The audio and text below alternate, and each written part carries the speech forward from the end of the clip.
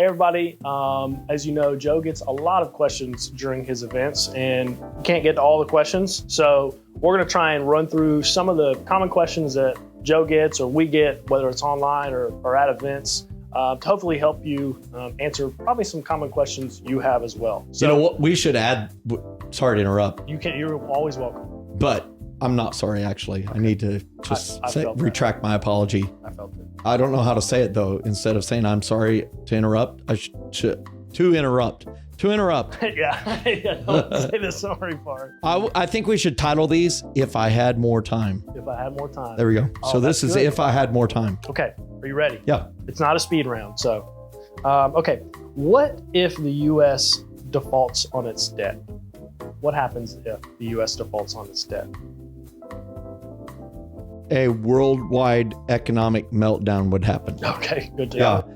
that's because our debt, defaulting on debt. What does default on debt mean? It means that the debt payments, interest, and any return of capital is not paid back to some or all of the people that hold the debt. Who holds the debt?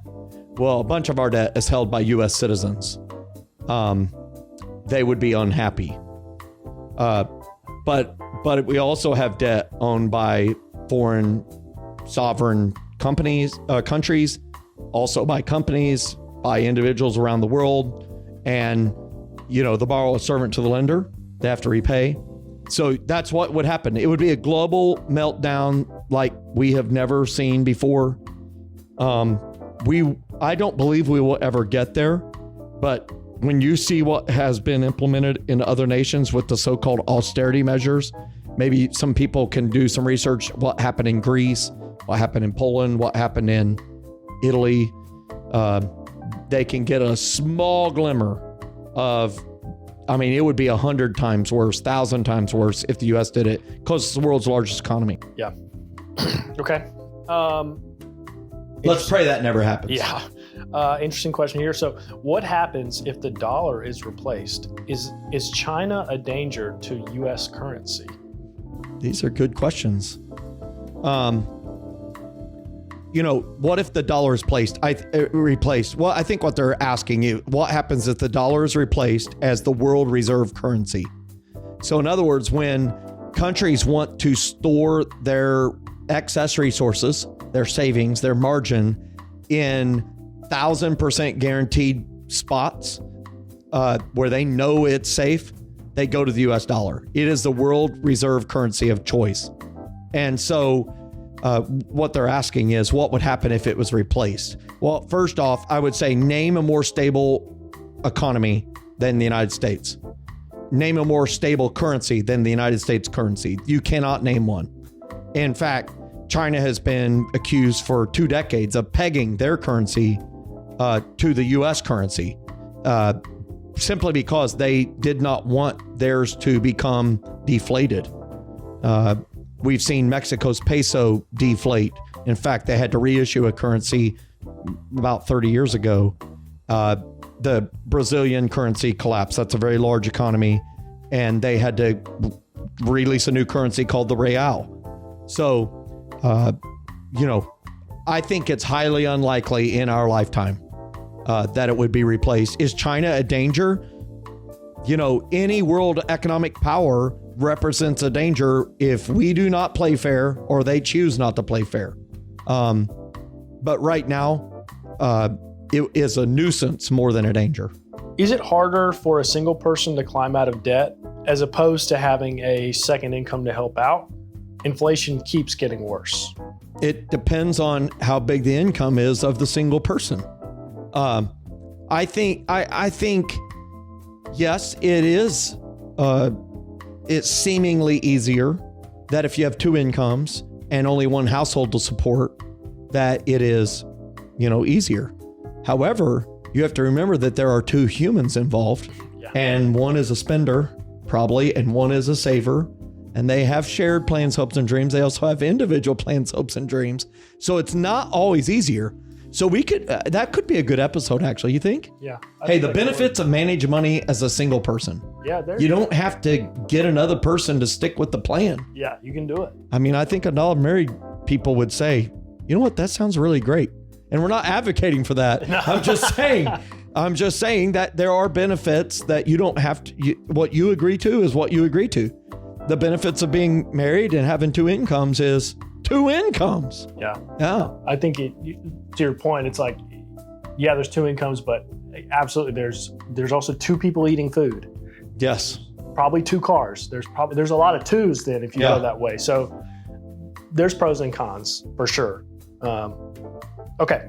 That one could be expounded on as another. There's a lot you could do there. It's a good question.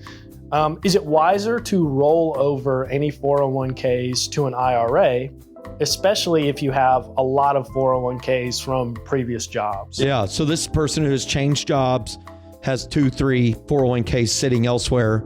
Here's what I would say. If you like the investment options in the existing 401ks and you're paying attention to them, they're not a lost ox, they're not a stuck ox, you're paying attention to them, then it can be okay to leave them there. For simplicity's sake, you could roll them over to one spot like Schwab or Vanguard or Fidelity and do a rollover IRA. That way they're all in one spot. I find that if they're what I call dink and dunk ones, and look, $5,000, $10,000 is not dink or dunk until you look at it in the scope of funding retirement. Right. And then it doesn't go far.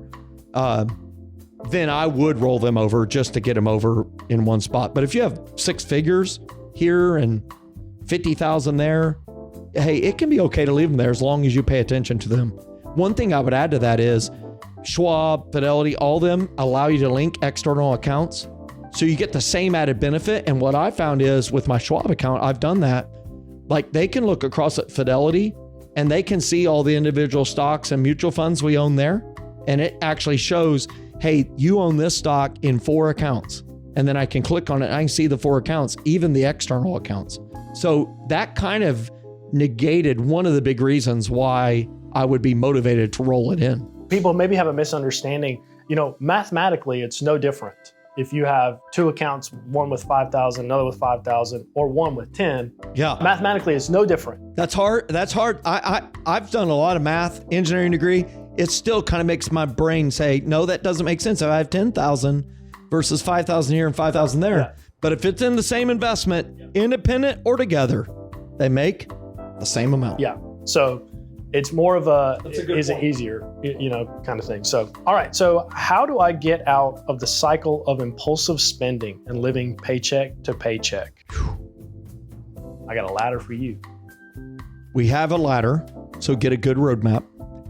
But impulsive spending implies that there's something under the surface that is non-money related that is affecting money. So I would start evaluating, hey, when I went and did that impulsive purchase, go do a little autopsy on that. Hey, were you tired? Okay, well now maybe we should make a decision not to have the iPhone in the hand shopping on Amazon when we're going to sleep. Maybe we should not do that. Were you feeling down, depressed? That's a common one. And a little bit of spending gives you a rush of adrenaline, excitement, but then you face your finances is even worse. Yeah. So I would say it would do you well to evaluate why you are doing the impulsive spending. Choose the last 4 or 5. And then ask yourself the question, how could I prevent that or at least reduce the impact of that in the future? So I'll give 2 examples. If you have included no spending money in your budget and you're really down on yourself because you did some impulsive spending, I would just tell you your budget is unrealistic. You need to put a line item in your budget that says impulsive spending. Give yourself some freedom, some defined, boundaried freedom of $100, $50, $200, whatever it is, to say, I can choose to spend this on so-called impulsive spending. Now, on the other side, if you blow through the amount you budgeted, you do have an amount in the budget, you blow through it and you just ignore that fact and pull out the credit card and keep going, then I think it's really, really important that you get some accountability in your life. Yeah. Start with your spouse, get a financial coach so that they will help you So in those moments of weakness, you can reach out to them and say, for some reason, I feel like I want to spend this money. Talk me off the wall. Yeah. I need a car right now. Yeah. Okay, so if we only had more time, we got more questions to get to. So join us on the next time when we do have more time. We'll see you soon. Hey everyone, Joe Sangel here. Thanks so much for watching this episode. Hey, I encourage you to check out our other videos that are available here. If you like this, hey, every single week we're producing new content that is to help you with right now relevant information. So make sure you click one of the links and check out some more of our information. I think you'll be so glad that you did. I know your wallet will be glad you did.